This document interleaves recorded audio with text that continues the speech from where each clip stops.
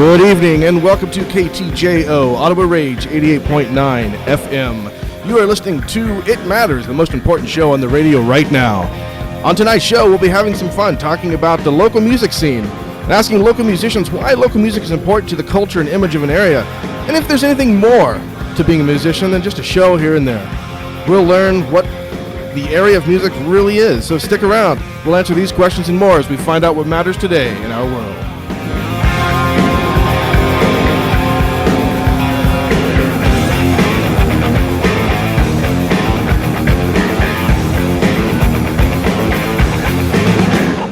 All right, tonight we're going to be talking about local music. And in my travels and work around the area, I've been lucky enough to know several local musicians. And tonight is no departure from that. At one of the jobs I have recently had, I worked with a gentleman who was part of a band, and I asked him to come in tonight, and he brought one of his bandmates with him. And of course, I'm talking about Brandon Ratliff here in the studio. And with him also, I have David Carter. They are members of the band Noveria, and they are here with us tonight. Thanks, guys, for coming in. Of course. Yep. Thanks for having us. All right. So I just want to start off and get it going here. I'm going to play one of the songs you guys sent me. This is Eviscerate. This is the band Noveria, and when we come back from the song, we'll chat with the guys about the band and about music. So this is their song. This is Falling. I jumped ahead one track. This is Falling.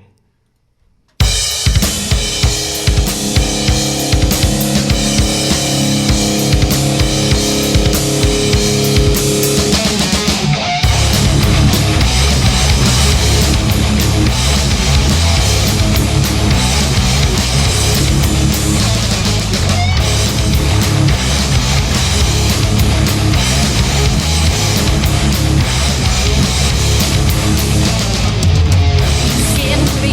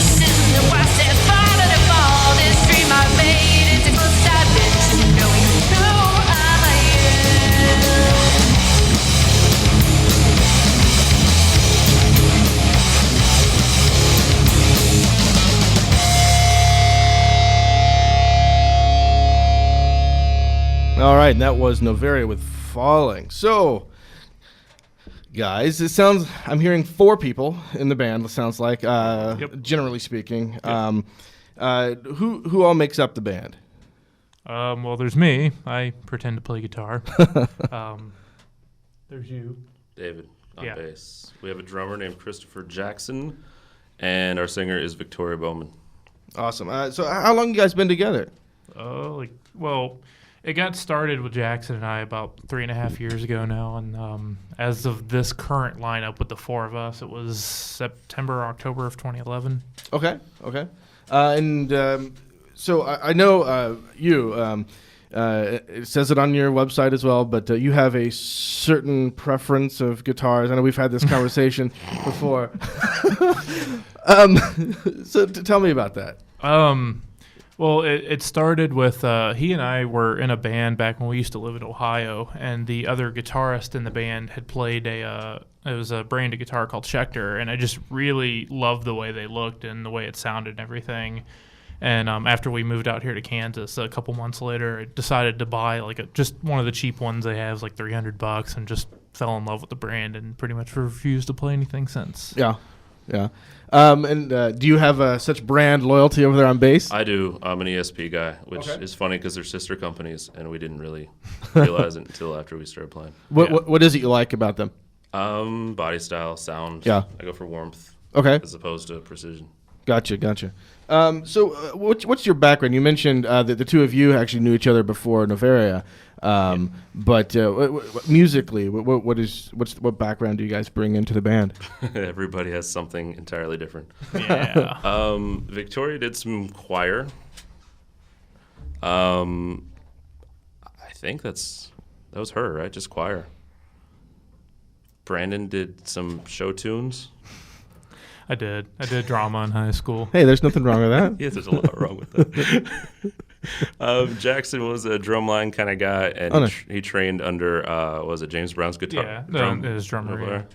And then I come from a musical family, so ever since I was like 5 years old, it's been instrument after instrument, bouncing from one to the other. Yeah.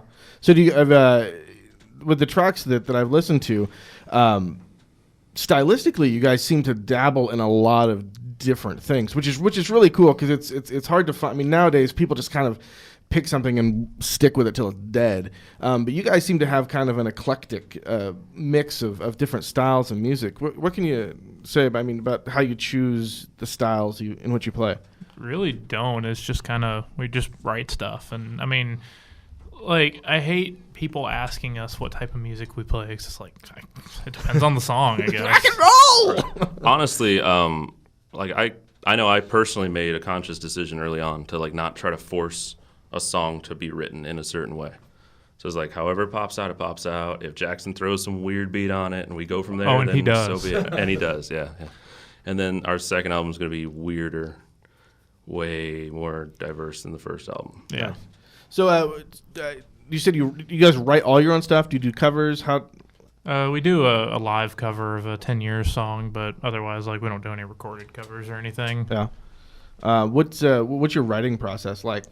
Mostly it's him and I. Usually one of us will come up with a guitar part of some sort, and then we'll just sit and work on it for a while, and then usually Jackson will jump in and start playing, and whenever he does, we'll kind of start tweaking it a little bit to fit with the drum part, and then she'll usually start working on stuff as we're writing it. So it's we all kind of work together at the same time. So you write your own parts basically, as opposed to one person sitting down and scoring out the. Well, that was none of that. No, that was dictatorships in this band. Well, that's what it was when we started. The first couple of songs we had. Before he had joined and before Victoria joined, it was just the vocals we had at the time just never wanted to write or anything. So I ended up writing all the vocals and everything. So, and then, which I definitely do not miss. I hate writing everything.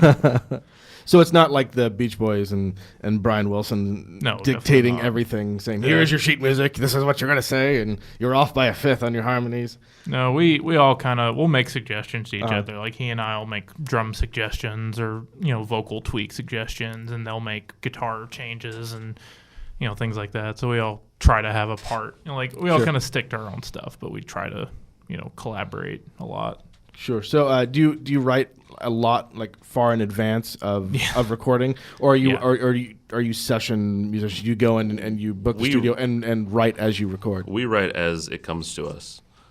It'll be one of us playing with a guitar, and all of a sudden there's a riff, and the other person says, "Oh, hey, let me add to that," and that's it. And sometimes we'll be sitting on a song for 8 months before it goes on an album. Nice. Yeah, we have. I mean, we're planning on going and doing another album sometime this year, and we have pieces to probably 30 songs that we could work on. So you said another album. How many do you have right now? Just one. Just one? Yeah. And what's it called? Prologue. Prologue. Yep. Fitting. Hopefully. Yeah. And how many tracks are on that? 12. 12. We both say with question marks. 12. Nice. So how did this your band come to be? What brought it together? Well, I had played in a band in early 2010, and we broke up. And then I started talking to the singer again in about August or so, and we had talked about possibly doing another band. And I happened to, it was just completely random. I worked with Jackson at the time. We worked at the AMC in Olathe that has the theater or the restaurant in it. Oh, sure. And we went to a meeting and ended up we both got there at the same time. We got there late, so we sat next to each other, and he starts scribbling on the paperwork they passed out, and he's like, he kind of nudges me. He's like, "Hey, I'm taking notes," and I look over, and he's drawing musical notes on the paper, and he's like, "Actually, I have no idea what this means. I could probably write out drum tabs." I'm like, "You play drums? Huh? I'm looking for a drummer," and kind of. That singer kind of went by the wayside pretty quickly, but and we went through 6 or 7 singers before we found Victoria. A couple weeks at a time. It wasn't really none of them stuck. Yeah, but I mean, we tried several people before we found It's all Victoria. Craigslist shopping, Yeah. and you sift through a lot. Have you always had a female front, or have you toured with male? No, we started with That a male sounds dirty. singer. I didn't mean that to sound dirty, but touring with male. No, we started our first full-time singer was male, and that once he quit, we just kind of started looking for a singer. It wasn't like we were looking for a male singer, and just happened to eventually we'd briefly had one other female singer before Victoria too. Yeah. It's and that was one of the things that caught me when I first heard the music. I wasn't expecting, it's so rare to have a female front, to a band, especially stylistically like yours. So it really sets it off, and it was jarring, but in a good way. It caught me off guard, and it was very cool. I was not expecting that. So I have to ask the obligatory question that everyone asks. It's stupid. I hate this question, but this is what people expect. What inspires you musically? Do you come from a certain place? You said that you grew up in a musical family. Very much so. Was it a certain style? Did you grow up There's in the hills playing bluegrass? Or for my grandparents, there's a lot of classical. Oh, okay. My dad was more Beatles and Joni Mitchell type stuff.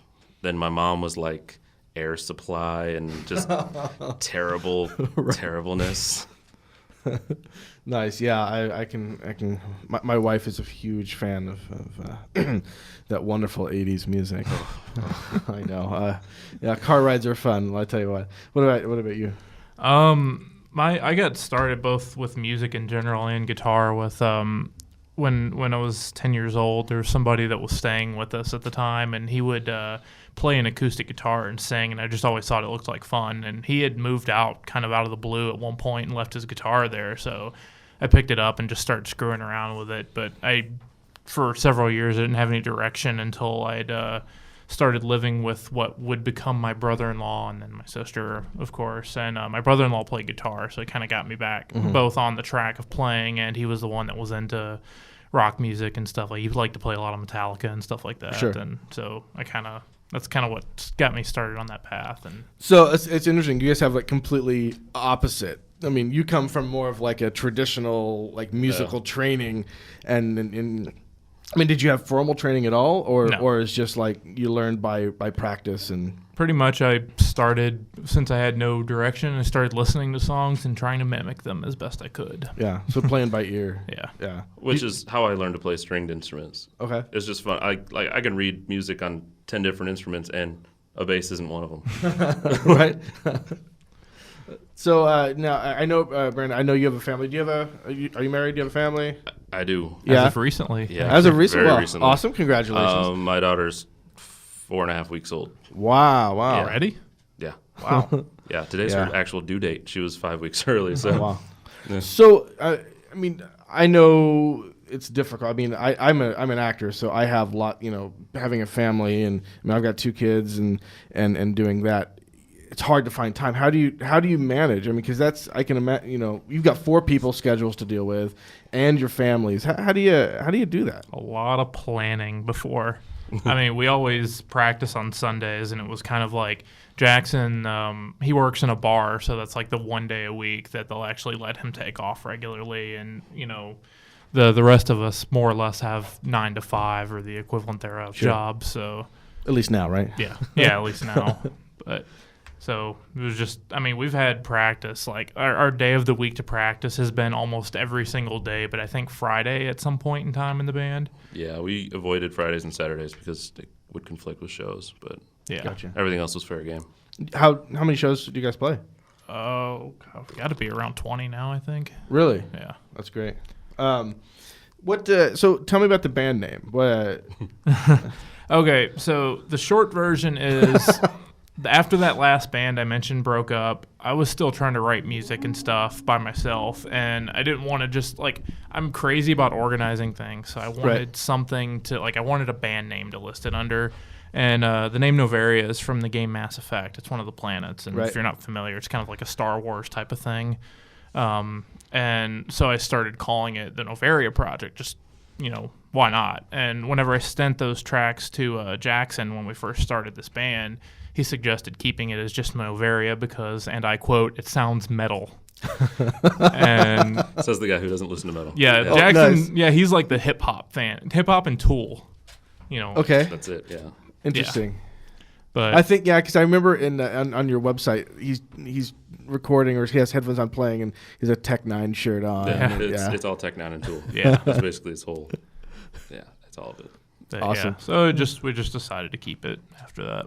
Cool. So do you guys have upcoming shows or On Friday, actually. Yeah. this Friday? Yep. Where's it at? I think our listeners may be interested. Maybe. Aftershock in Shawnee. It's Okay. off 635 in Miriam. Or Johnson Drive in Miriam. Yeah. Depending on which way you're coming from. Gotcha. All right. So let's listen to another song here. This is the one I started to announce earlier. This one's Eviscerate. This would be Eviscerate. Again, this is Noveria and their song Eviscerate.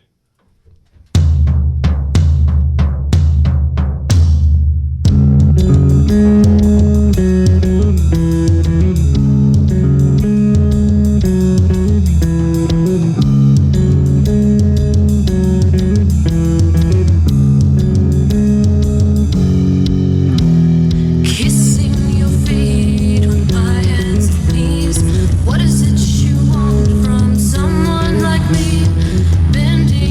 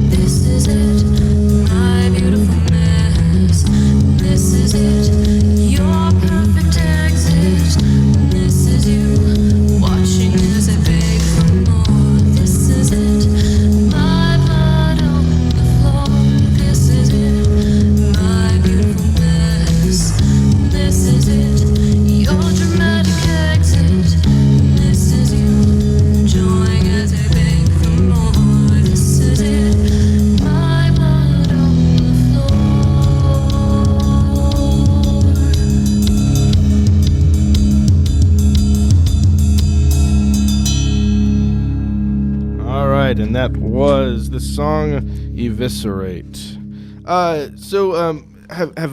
Did all these songs come about the same time, or No, or how long did it take you to write this album? Year and a half. Yeah, because a couple of the Vaguely. songs were older, like really older, and then like there were a couple that were written before Victoria joined, and then there were a couple that were like the music was written before she joined, but then we finished after, and Songs that were rewritten and then rewritten and then rewritten. yeah.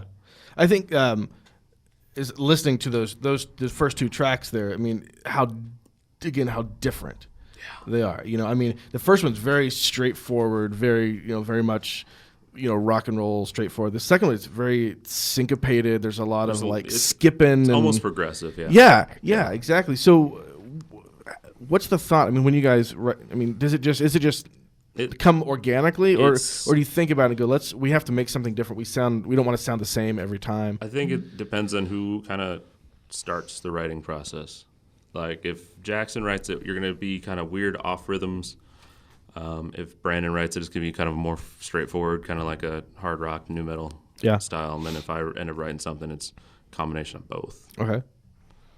Yeah, and the funny thing too, those two songs were like two of the last songs that we actually finished. Like those are only a couple of months apart. So, we just write what we feel like writing. Yeah. So how long has this first album, Prologue, been out? We recorded it last April, but Okay. released it early last August. Okay.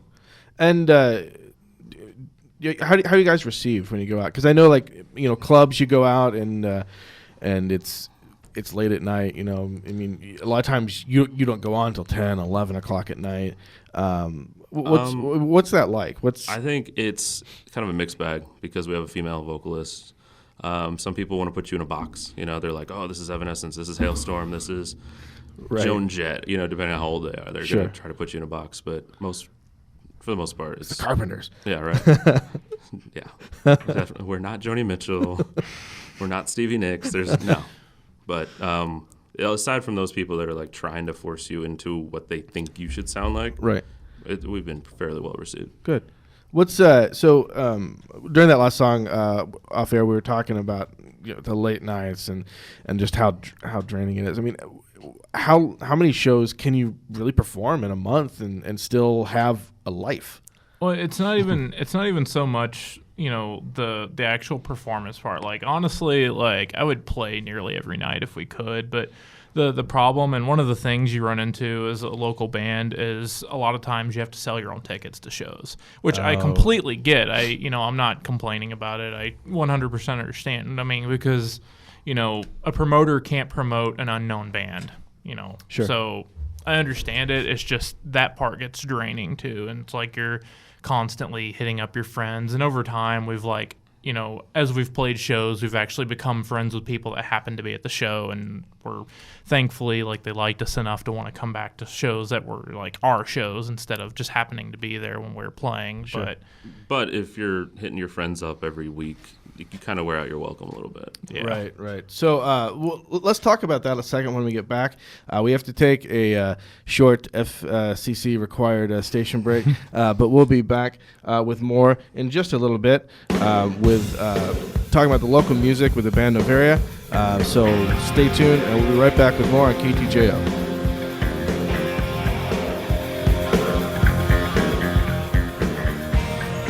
Hey everybody, it's your girl Claus DZ, also known as Claudia Moreno. Be sure to tune in and listen to Nothing But the Jams here on Ottawa Rage. That's right, Nothing But the Jams, an hour-long block of today's jams on Wednesdays from 8 to 9, here only on Ottawa Rage. If you want to listen to some Miley Cyrus, some Katy Perry, some Tupac, Biggie, Jay-Z, Nothing But the Jams here on Ottawa Rage 88.9. This heavyweight bout is about to begin. The challenger wears white trunks with a blue stripe, and the champ is wearing, looks like an examination gown from the doctor's office. And from the back, we can... Ooh, that's not pretty. Champ, what's with the crazy getup? I've got to take care of my family. Yeah, so? Well, when you love your family, you got to go in and get those important medical screenings. A lot of potentially deadly diseases can be treated if you catch them in time. So you wear the examination gown because... Because I'm a real man. Real men take care of their families and get those tests. Real men wear gowns. Okay, champ, good luck. Here we go. The champ's not wasting any time. Oh, it's over. This fight is over. Champ, you barely broke a sweat. Any words for your fans out there? Remember, go to ahrq.gov for a list of the tests they need to get and when to get them. What was that web address again? ahrq.gov. And remember, real men wear gowns. Go to ahrq.gov. This message brought to you by the U.S. Department of Health and Human Services, AHRQ, and the Ad Council.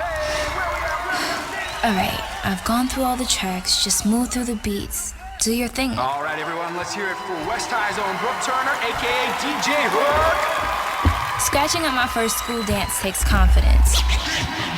So we're getting into college. I've got what it takes. So do you. Visit knowhowtogo.org to learn what you should be doing right now to prepare for college. Start taking the steps at knowhowtogo.org. Brought to you by the American Council on Education, Lumina Foundation, and the Ad Council. Hey, what's up, everybody? It's Sean with First Cut Live, a sports talk show you'll only find here on KTJO FM Ottawa Range 88.9. Chance, Terrence, and our special guests, including myself, will talk and debate the hottest topics in sports. Do you want the NFL, the NBA, NCAA, football, and basketball? You'll only find it here on First Cut Live. That's First Cut Live on Tuesdays, 8 p.m. to 10 p.m., only here on KTJO FM Ottawa Range 88.9. Welcome back to KTJO, Ottawa the Rage, 88.9 FM. This is It Matters, the most important show on the radio right now. We're in the studio tonight talking with the band Noveria, talking about local music and what that means to us today. So we're back, and we talked a little bit last half hour about some of the stuff that goes in with being a band. And one of those is you have to promote yourself. You have to... I mean, no one's going to do it for you. You know, you don't have a manager. So it's up to you to be your own manager, be your own advocate. How much does that suck? Noticeably. Yeah, it's definitely a lot of work. But I mean, you know, you want to get people that don't know you to listen to you. It's just part of what you get into when you're in a band. Yeah. The simple version that I read was basically like large agencies don't care how good your music is. They care how successful you are from a business standpoint. Sure. So it's all about what can you push locally. So you've got to be out there. You have to market yourself. You book your own gigs. You market your own, stuff, whether it's through social media or just contacts, posters. I mean, how do you guys market your? We go through a lot of social media like Facebook and emails. We were lucky to fall in with a couple of local promoters that kind of look out for us and offer us stuff here and there. And then every once in a while, we just book our own show. We'll just go get the venue and start calling up our friends and, hey, you want to play? Yeah. So you form relationships with other bands then to help do that. I mean, it's cliche to say, but I think a lot of people kind of look out for each other because it makes it that much easier whenever, you have a group of bands all working at, the same goal. Sure. Well, and then from a local standpoint, it's like it's not one of those national tour bands where every single band on that tour sounds like they belong together. Right. So you end up going to a bar and there's 7 bands and 3 of them sound like they fit together. And so you gravitate towards those guys. You're like, hey, you play the same type of crap as us, so let's get together and play something later. So let's move on to the philosophical question. We laugh, but I mean, so a lot of what my show is talking about why things are important. And I did a lot of reading this week in preparation, and there's a lot of articles out there about why people think local music is important to a local culture and to the area around. What would you guys say about that? Why is local music important? I mean, not necessarily just like for the bands itself. We can get into that in a second, but for the culture of an area, why is having local music important? I mean, a lot of local shows generally tend to be cheaper than your bigger shows, barring your things like 98.9's, their low-dose shows. A lot of your local shows generally only $5-10 at the most. And I think, because there are going to be a lot more, your national bands are only going to be in the city once every year, every 2 years or whatever. So it's I think it gives people a way to go and maybe blow off some steam or maybe, listen to some new music they might actually enjoy. So, there's that. And then from a cultural standpoint, it's like any art. I mean, local art's important. It adds richness and fullness to that culture. What's to the band itself, to people who are in a band, what drives you guys to be in a band? Well, I mean, you mentioned again during the break that you're actually in 2 bands simultaneously. Yeah. Why? It ain't making money. Yeah, exactly. I like to write and I like to play. Yeah. That's the simple version, man. If I play for 3 people, it's still playing, Like, I prefer the writing process to anything else. Yeah. Spawning something out of thin air and all of a sudden it's a song is really cool. Yeah. And you're like, oh, hey, I did that. And then there's the payoff to that. Like, again, don't do it thinking you're going to make money, because probably 1 out of a million bands becomes a national band. I mean, and we've spent way more money than we've made between equipment and like recording the album, between like the actual recording, getting the disc press and everything is probably about $3,000 or so. But I mean, it pays off in its own way. I mean, you get to open for a band that you listened to growing up or listened to in high school, or bands that you kind of like almost idolized, and then all of a sudden you're opening for bands like that, and you're like, wow, this is pretty cool. Yeah. So who have you guys had the chance to open for? Taproot, Psycho Stick, Smile Empty Soul, Primer 55. Yeah, I mean, we've been through a couple of the That's cool ones that we just named 4 bands that we listened to for the last 10 years. So how do you get jobs like that? I mean, how do you get jobs to open for those national bands? That's been a lot of work from one of the local promoters named Corey. Corey O'Mara has been really good to us. He liked us from like day one, and he's like, "Hey, I like you guys. You should play a lot." And I think part of it too is the fact that like we've actually shown him we'll go put in even for national bands, like you still have to put in the work to help promote the show and sell tickets and everything. And I think like we showed him pretty early on that we're actually willing to put in the work. And he reached out to us first after we had played a show up at Aftershock. It was our second show, and honestly, like we all thought it was a horrible show. That's the way it always is with us. But he had still reached out to us. And actually, the first show we had booked with him, we had to drop off of because we had booked like 4 or 5 shows in a week or something. It was the December. Oh, no, because we had been playing live for a month and a half. So we're like, let's take every show. Yeah, let's just take everything ever. And then we realized we can't sell tickets to all these. This is a lot. This is more than we probably should have taken on.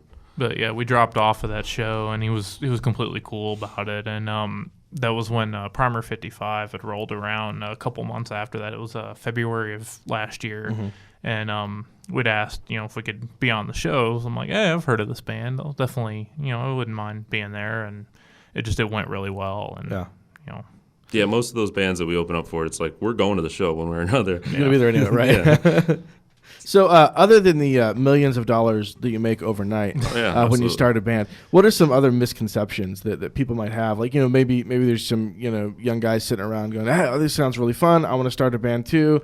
I mean, we all know it's not all trashing hotel rooms. Dude, it's work. It's a lot of work. It's work. Even the writing parts are like, I mean, you have to consider, the first time you play a song, at least for us, the first time we go to play a song live, that's going to be a song that's new to the people that are coming to see us play, but you have to consider, like, we've probably run that song, 40 or 50 times in the last couple of weeks of practice. So we're all like, we're excited to get new music out there, but we're like, oh, I'm so sick of this song now. How scary is it when you have a set that you've been playing forever and the fans love it, to then sneak in a new song?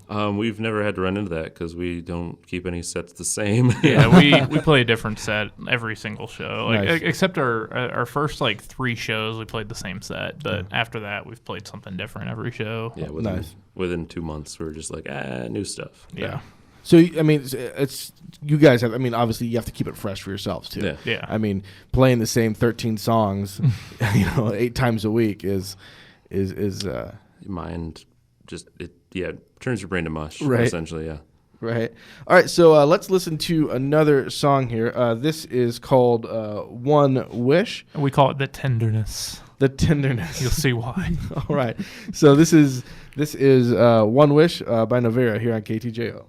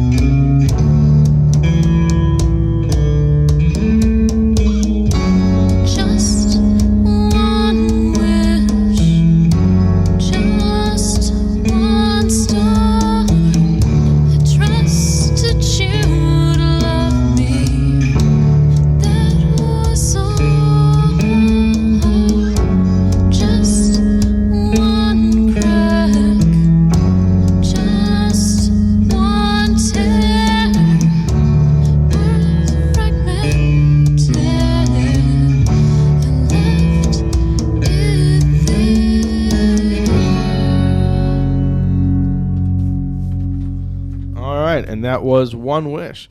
So again, something completely different.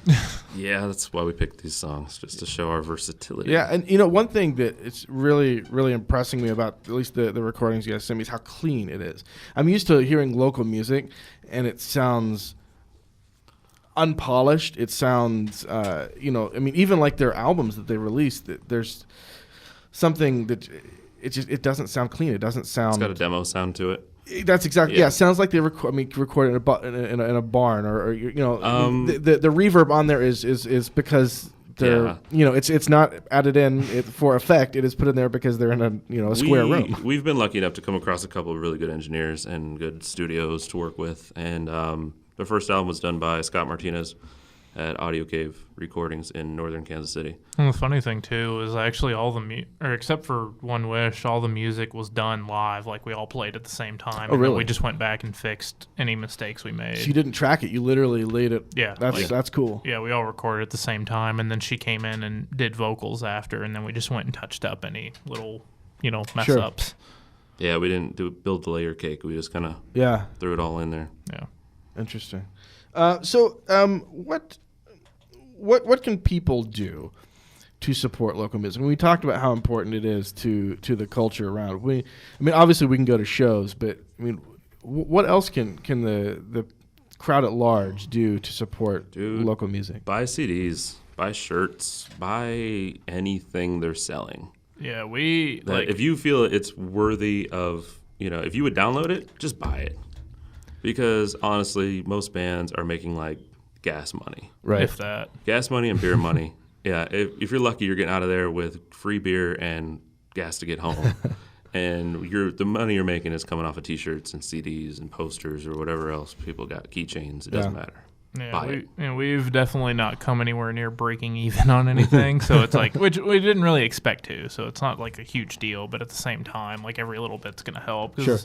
We're kind of at the point now where we're planning on taking like every little dime we make and putting it towards recording the next album, which is going to be more expensive. More expensive. Yeah. So you're saying you've got a second album coming up. Mm-hmm. Do you have a title for it yet, or is it still under? We've thrown out some ideas with each other, but nothing. Still under consideration. Yeah. Cool. Do you have a approximate release date where people might be looking for it, or late end of this year? Yeah, I'll say end of this year, maybe beginning of next year, probably end of this year. Okay. Optimistically, we're planning on starting to record probably late August or so. Between time and money, it could very well get pushed back. Nice. So how different do you guys sound based? Because one thing you always buy a CD, you listen to a band, oh, this is great. Then you go hear them live, and it just sounds completely different, because it's less controlled environment and all that. We tend to play faster live. It's definitely like it's heavier. It's all the heroin, isn't it? Yeah, no, definitely. That's absolutely it. Definitely the heroin. Generally, our drummer gets a little amped, and then we get going fast. Yeah. And we're like, oh, hey, I don't remember this ballad being a thrash metal song. So that last track, we would listen to that One Wish track, it could have been, half the speed. Yeah, right. Or half the time. Yeah, when we play it live, it'll be like an Anthrax song.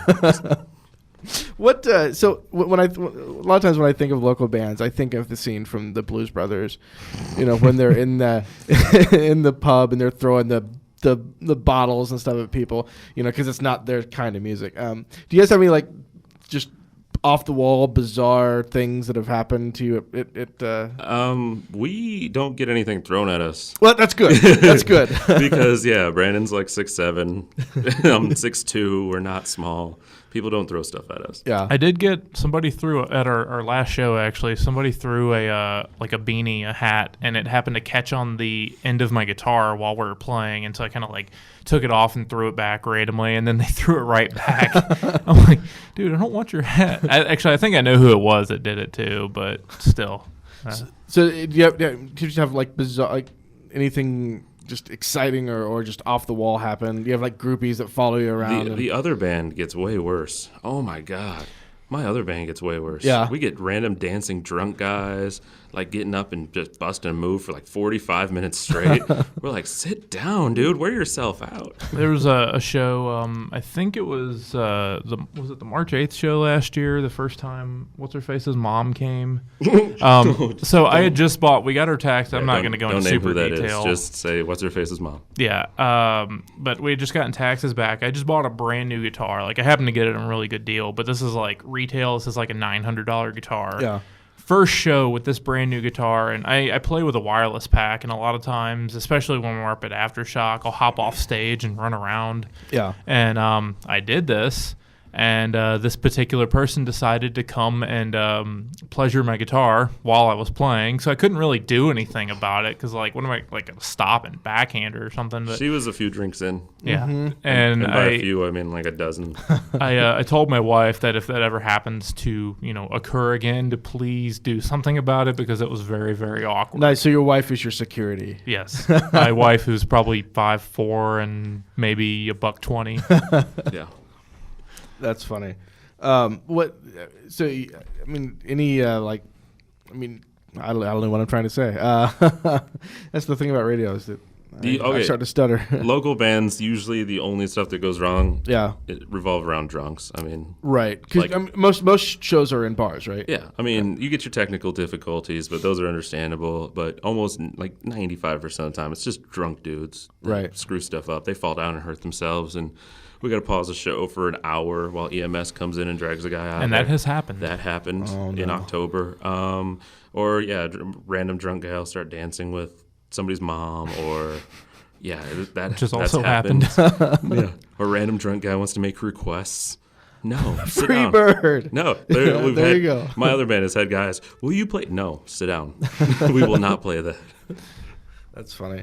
All right, so I have one last track I want to play here. This is "Let You." So let's roll through this one here.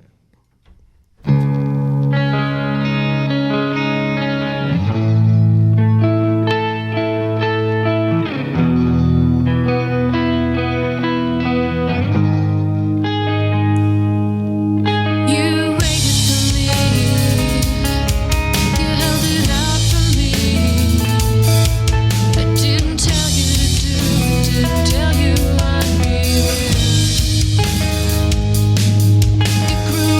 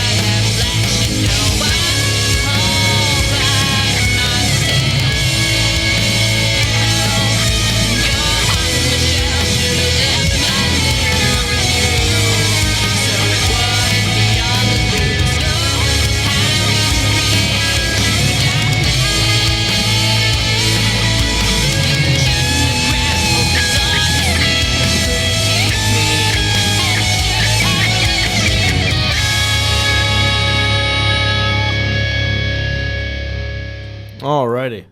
So that was Let You by Noveria. And that's actually from their forthcoming album, which Maybe. Perhaps. It might be a standalone single. We'll see. Oh, nice. We'll see if it fits.